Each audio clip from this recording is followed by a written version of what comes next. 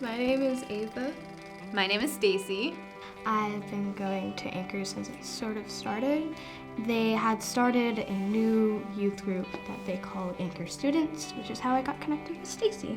Stacy reached out and when I started hanging out with her, it was like, I have something to look forward to. We go to different cafes and we try new things, which then gets us a conversation that way. We talk about all kinds of things. We talk about life, and I feel like having that one-on-one has been really awesome. I think for me especially, Ava, you've really shown me like how to step out of my comfort zone. You don't have to do a lot, it's just, we're just hanging, and I feel like it's just been so amazing.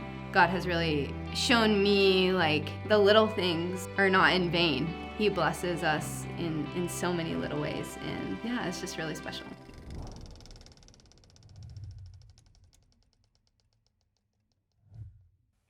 As we continue in our elemental series, we're going to be talking about one of the values that Anchor has called hospitality.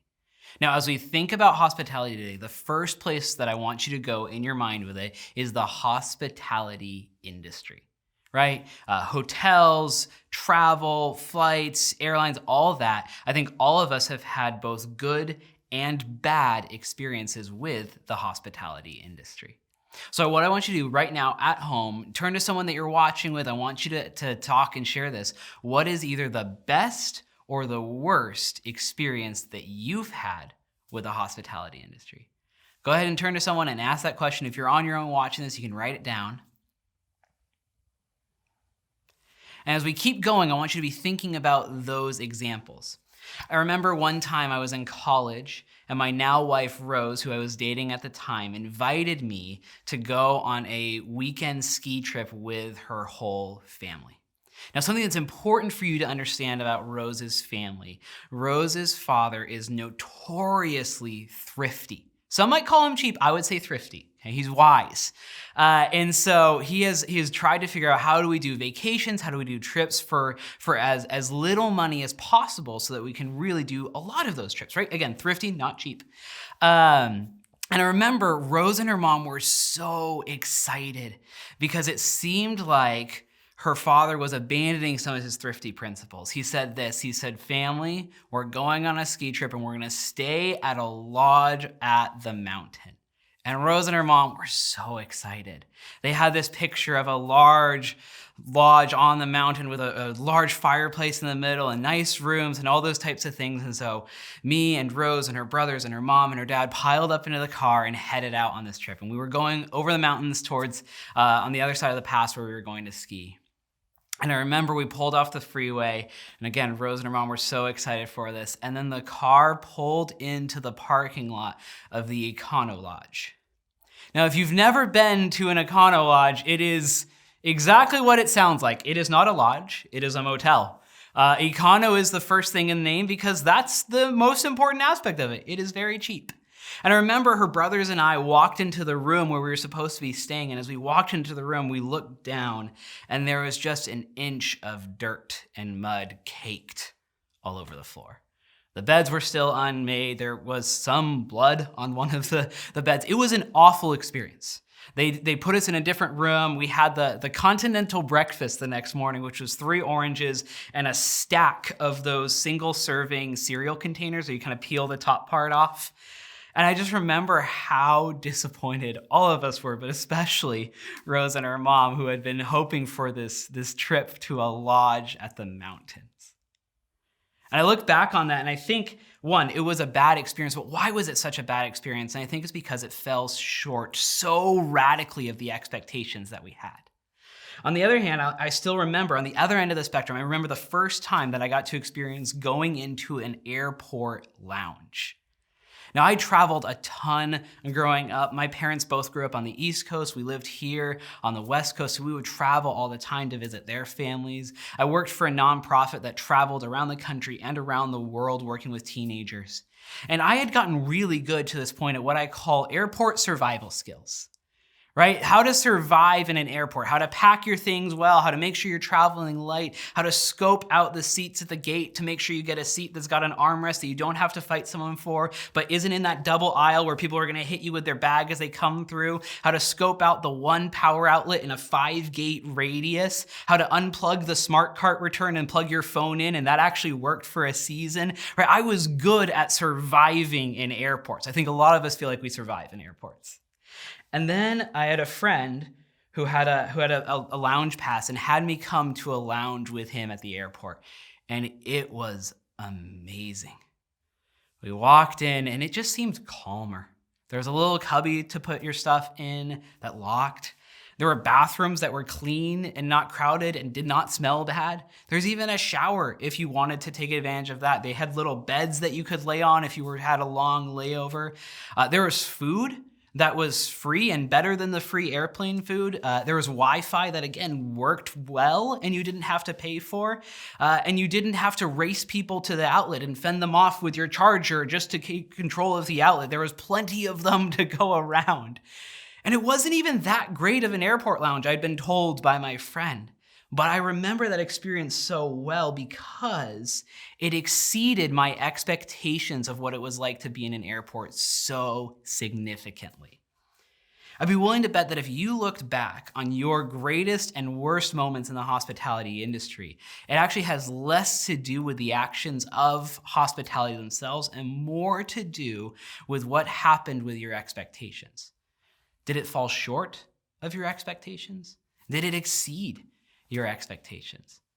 I believe this, that unmet expectations are actually the single biggest source of conflict in any relationship.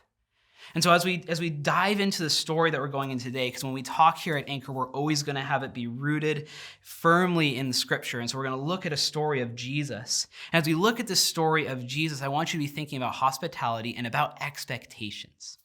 So today, the story is going to be in Luke. Luke is the third book in the New Testament part of our Bible, which is in that kind of second part of our Bible. If you have a paper Bible at home or you're flipping through the Bible app, it's going to be about 2/3 of the way down. And Luke is one of 4 separate accounts of the life and ministry of Jesus. And so we're going to have the verses up on the screen, but if you want to follow along, again, on your device or paper Bible, it's going to be in Luke chapter 7, starting in verse 36. When one of the Pharisees invited Jesus to have dinner with him, he went to the Pharisee's house and reclined at the table. A woman in that town who lived a sinful life learned that Jesus was eating at the Pharisee's house, so she came there with an alabaster jar of perfume. As she stood behind him at his feet weeping, she began to wet his feet with her tears. And she wiped them with her hair, kissed them, and poured perfume on them. Just an extravagant gesture, right? When the Pharisee who had invited him saw this, the Pharisee said to himself, if this man were a prophet, he would know who is touching him and what kind of woman she is, that she is a sinner. We don't know if the Pharisee said this under his breath. We don't know if the Pharisee said this in his head, but Jesus, being God, knows the Pharisee said it. So he responds to him. He says, Simon, I have something to tell you. Tell me, teacher.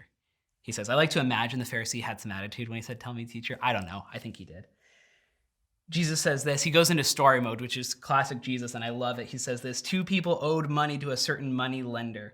One owed him 500 denarii and another 50.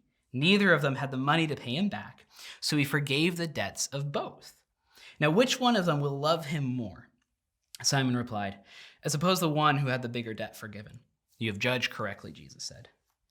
And then he turned to the woman and said to Simon, do you see this woman? I came into your house. You did not give me any water for my feet, but she wet my feet with her tears and wiped them with her hair. Simon failed in this basic aspect of hospitality. You didn't give me a kiss because you were supposed to greet people with a kiss when they arrived. But this woman from the time I entered has not stopped kissing my feet. You did not put oil on my head, but she has poured perfume on my feet. Therefore I tell you, her many sins have been forgiven, as her great love has shown. But whoever has been forgiven little loves little. Then Jesus said to her, your sins are forgiven. The other guests began to say among themselves, who is this who even forgives sins? Jesus said to the woman, your faith has saved you. Go in peace. There's a lot that we can pull out from that passage, right? And there's a really important contrast for us to recognize. We see the Pharisee, a religious leader in the community, someone with standing, with power, with privilege in society, radically failed to meet even the basic expectations of hospitality and customs and norms. We don't know why. Maybe he wasn't the biggest fan of Jesus. Maybe he felt obligated to invite Jesus over. We know he was skeptical of Jesus. He said, if Jesus were even a prophet, right? So we don't know why, but what we do know is that this man of privilege and power and standing radically failed to meet even the basic expectations of the culture. And then we have a woman of some ill reputation. Now, it's important that we pause here. We don't know what she's done to earn this reputation. The text says that she lived a sinful life. What we do know is that, especially in this time period, it was easier for a woman to gain a bad reputation than it was for a man to gain a similar bad reputation.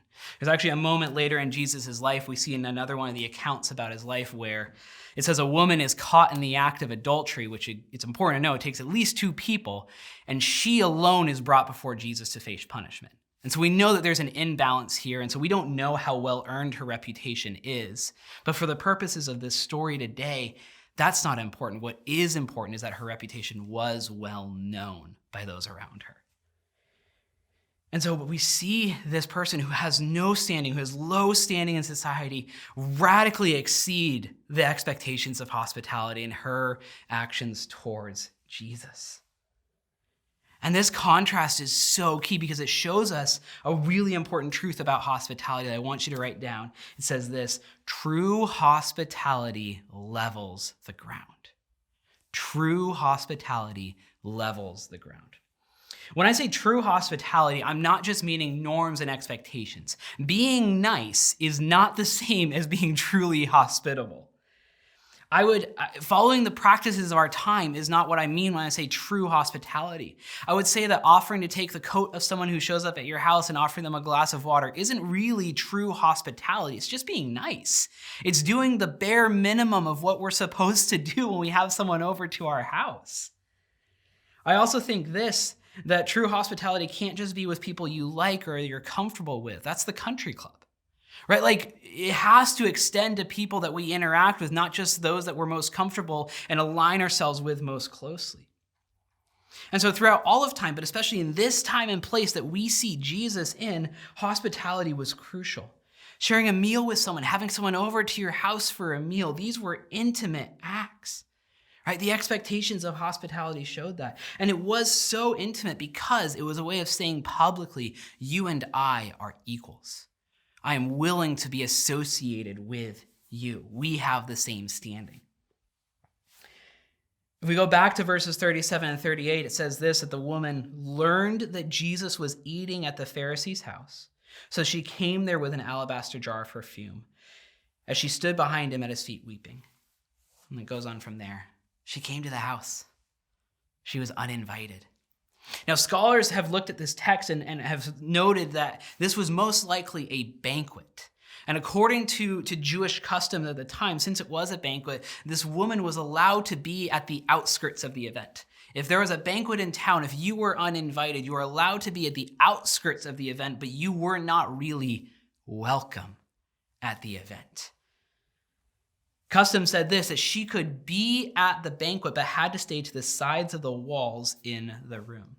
This Pharisee is so upset because he's saying she doesn't know her place. I think even today we see churches do that as well, both literally and metaphorically. Where churches will say everyone's welcome, but we have a limitation on where they can be in the church. Where it's easy to say, yes, you can be here and be messy, but stay on the sides so that you don't get anyone else or anything else messy. And so we see this woman just sitting in the doorway, hovering, sobbing, waiting, knowing she's not where she's supposed to be, but just hoping that maybe this is going to be different because of Jesus. Maybe Jesus is going to be the one to look at her differently than anyone else. And he does. And not only does Jesus look at her differently, but he gives her standing in a place where she had none. In a world that had pushed her to the side, literally, and said she is not worth associating with, Jesus elevates her status to that, even above someone with status and privilege. There's a hymn that has a line that's been quoted a lot throughout history. It says this: "The ground is level at the foot of the cross." The ground is level at the foot of the cross. Jesus knows and demonstrates this idea that true hospitality levels the ground.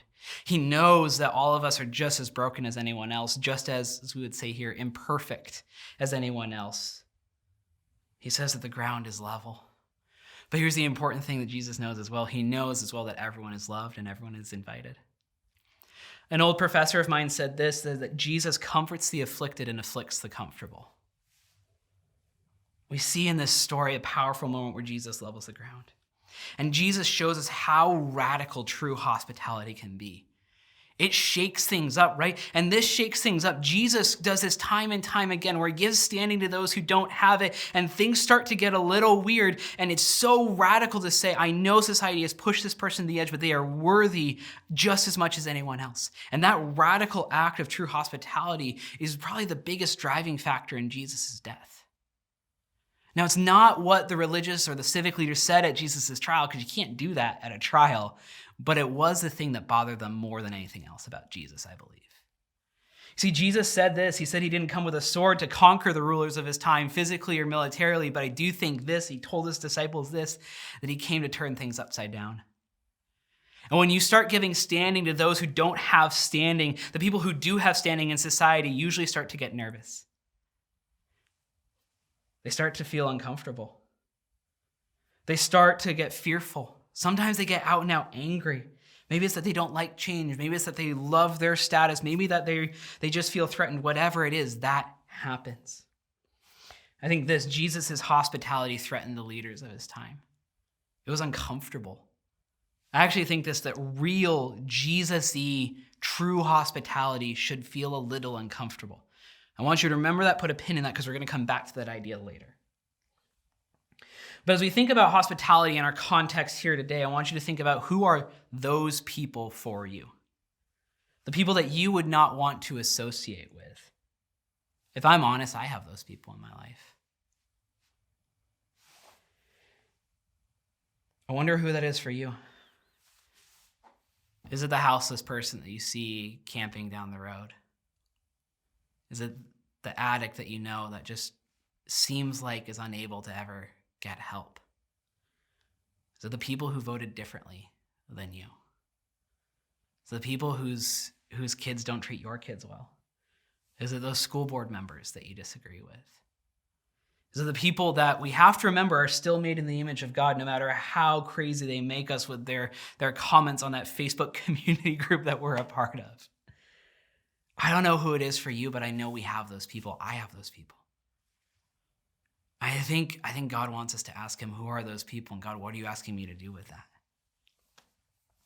There's something else that's really notable, though, about the way that Jesus demonstrates hospitality here. He elevates this woman. He gives her incredible hospitality, radical hospitality, and it isn't even his house.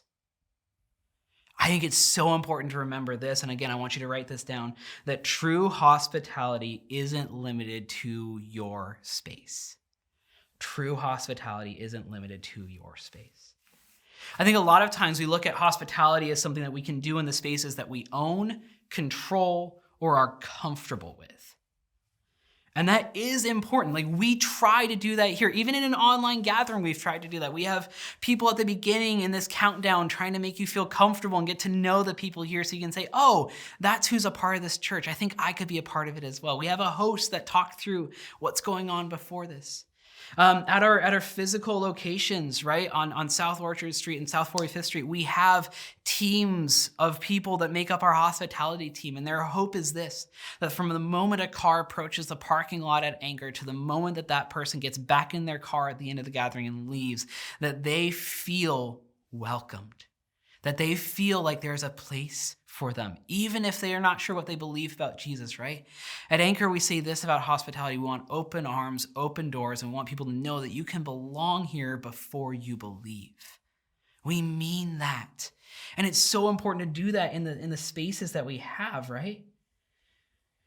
We go even a step further, right? If you come on Sunday in person, you'll probably have someone, you don't even know they're on a team, but they're on a team of what we call meters, where their job is to really on a Sunday morning find new people and extend an invitation to further community outside of a Sunday morning. We encourage people not just to say, hey, there's a chair for you in the gathering, but say, hey, will you come sit with me at the 9 a.m. gathering? Because we think that's hospitality. Saying there's a chair for you is just nice. We try to be intentional about what we wear when we're filming, when we're on stage, because if we dress in what has historically been called our Sunday best, right? If I wore a suit and a tie, I don't think that Anchor would feel approachable for everyone. I remember I was a youth pastor before I came to Anchor, and I was in a weird spot at the church where I was the youth pastor and I was also in charge of the finances. And I remembered that on Sundays, I was really intentional to dress down. I was really intentional to wear jeans or shorts and a t-shirt. And it got me in trouble sometimes with some of the older adults in the congregation who felt, well, if you're in charge of the church's money, you should be more serious about church and you should dress more appropriately. But my heart behind it was this, that there were going to be teenagers who are walking in on a Sunday morning, and they're not going to be wearing dress clothes. They're going to be wearing their comfy clothes because they're tired or sometimes even hungover on Sunday morning, but church is still a place for them. And I knew that when they came through the doors, I wanted them to see someone who was in leadership there that was dressed the way that they were. Because that matters, because when they see that, they go, I think I could belong here. And so as important as hospitality in the spaces that we own and control and are comfortable with is, I actually believe this, that we can and should extend hospitality in spaces that aren't even our own. Maybe that's the local coffee shop. For students that are watching this, maybe it's the lunchroom. I can't think of a place more in need of hospitality than a middle school lunchroom. For those of you who are watching this and you're adults and you go to an office job still because you're no longer remote, maybe it's the break room at work. Maybe it's a meeting where you know that there's a team member who's been pushed to the side and marginalized and it's not their fault and you need to extend hospitality in a meeting, even at risk of your own career. You see, when you start to realize that hospitality is more than just following societal norms and customs, you realize that real radical hospitality, the kind that levels the ground for all of us, can extend to any space we find ourselves in. The moment that really changed my way of thinking on this is a time when I was a recipient of hospitality, of radical hospitality in my own home. A little less than a year ago, my wife Rose and our youngest son, Sai, was born. And it was probably our most stressful birth experience. I remember about 1 o'clock, I was working from home remotely because a lot of us were in that season. The older kids were napping. Rose came home in a panic. She had started bleeding and bleeding a lot, and we didn't know why. So I remember I called our neighbors who lived 2 houses down who just had a baby themselves 6 weeks ago, and I said, I have to rush Rose to the hospital. Can you come here? And they dropped everything, brought their new baby, and came into our house. And I drove Rose as fast and as safely as I could to Tacoma General.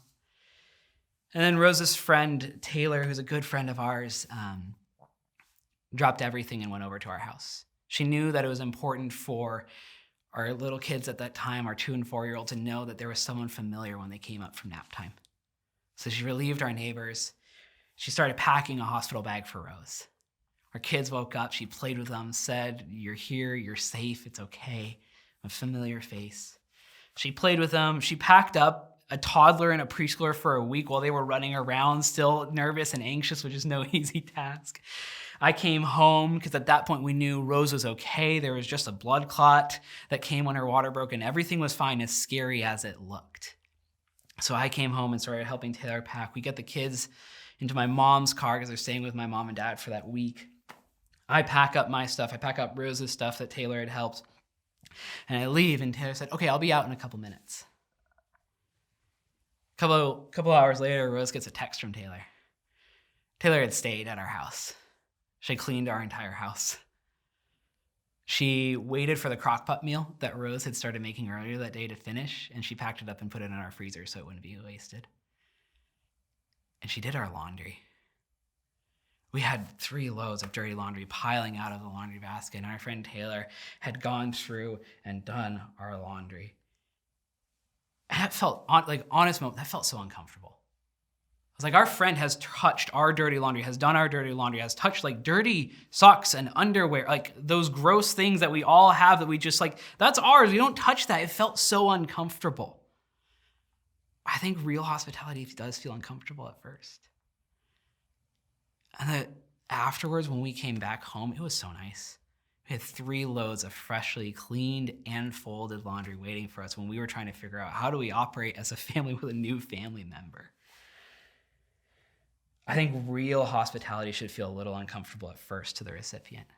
And why is that? It's because true hospitality is found in Jesus. And if I'm being really honest, the hospitality that Jesus offers us feels uncomfortable. When you let Jesus into your life, it feels uncomfortable. When Jesus levels the ground, when Jesus comes into your life, when you say yes to him, when I say, yes, Jesus, I'm ready, I want you to forgive me of my sins, it feels a lot like when I heard that friend did our dirty laundry. You see, when Jesus comes into our lives, it's uncomfortable because all of us have parts of our life that we have hidden away, parts of our life that we think are dirty, are messy, are gross, that we don't want anyone to touch, let alone God himself. And it feels uncomfortable when someone as good as Jesus comes into your life and not only says, what is that, but demands access to it, but demands to get close to it, demands to touch it, to clean it, to say, I see that mess and that's why I'm actually here.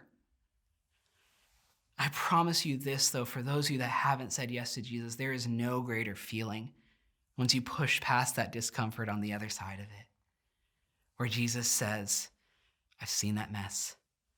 I've taken care of that mess, and I still know you, and I love you, and I'm still here. And all that mess, all that brokenness, all that dirt, all the things that you were afraid of ever letting anyone see, I've taken care of it for you. Hospitality should feel uncomfortable, but the feeling afterwards is incredible, right? I just think that we should be a community that leans into radical hospitality. So how do we get started? We start by making space. We make space here at Anchor. It's why groups are open and available and growing. We want people to be able to join groups, to find community. It's why we make those efforts with a hospitality team. It's why we try to communicate so clearly from Scripture so that we're not taking up room and just letting God speak to his people through us. If you're wondering, how do I start on this path of true hospitality, I would encourage you first and foremost, make space in your schedule. Make space in your schedule. I think too often we don't do hospitality because we overschedule our lives. My life was changed. My view of hospitality was changed through the actions of our friend Taylor because she made space for us. There's a trend going around on Instagram and TikTok that as a parent of a new child I appreciate, where it's loosely shaming people who want to go visit babies that are just born and not bring anything of value. And saying, if you're going to go visit a baby after their parents come home from the hospital, you have to do more than just bring a meal.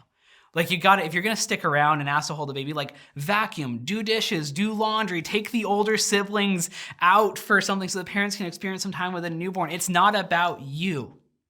I love that. I think sometimes making space says this, where is it not about me and where can I make space to bring additional value to these people that I'm trying to serve? I think a lot of times true hospitality comes down to this. It's anticipating needs that we didn't even know we had. I don't think that woman was looking for Jesus to forgive her sins. I really don't even think that was on her radar. And we see in this moment where Jesus said, your sins are forgiven. I know that's what you actually need. What does it look like for us to make space and to anticipate the needs of those that we love? It's so important for us to know this, to practice making space for each other, to model the hospitality that's found only in Jesus. We have to get close with each other. It starts with open doors and open arms, but it can't just stop there. It has to move forward to relationship. It has to move forward to closeness. It has to move forward to close community so that we can be close enough to take care of each other, to do each other's dirty laundry. Can we be a community that does that? Can we be a community that's not afraid of that? Or even if we are afraid of it, a community that pushes forward regardless because we know what's on the other side is far sweeter than what we have right now. A community that's known for radical hospitality that levels the ground, that gives status and dignity to those that have been robbed of it. A community that shares with each other, a community that's willing to get into each other's dirty laundry, not for gossip, but for healing, for redemption, to make us whole. It's a radical thing that Jesus does time and time again, and it's a radical thing that we are called to, and we shouldn't take that lightly. I just want to encourage you, if you're watching this at home going, I don't think I can do that on my own, you're right. You can't. That's why time and time again we go back to Jesus and we say that true hospitality is found in Jesus. If you're wondering, how do I make space for people? How do I open up my schedule? How do I even learn to anticipate my needs of the others around me? The number one thing I want you to do is this: lean in to Jesus. I promise you this: if you lean into Jesus and the hospitality that he offers to all of us, you will know how to offer that to others around you. May we be a community that's known for our radical hospitality by following the model that is found in Jesus.